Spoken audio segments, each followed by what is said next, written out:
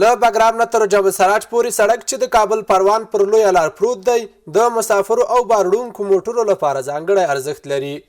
د پروان مسؤلین د دغې لویې لارې رغول اړین بولي.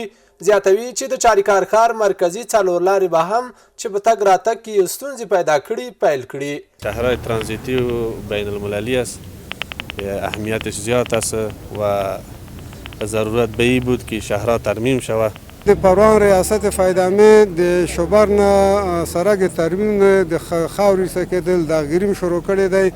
تقریبا د مټک پلنه چې ونیسو د شوبره پورې 120 کیلومتره دی.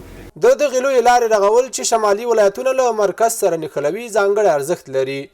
د بیا رغونې کار په دې لار تلونکي خلک او موټر چلوونکي خوشحاله کړي. بهترین یک کار و بهترین یک گپ شده که خوب کار شده. د دغه پروژې پلي کوونکي شرکت مسؤلین خلکو ته ډاډ ورکوي چې په اساسي شکل به دغه لار رغوي تر څو په اسانۍ باندې بیا ویجاړه نشي. انشاءالله به امید خدا که به کیفیت به شکل اساسی چیزی که قرارداد هست ما به اون اساس انشاءالله ایره.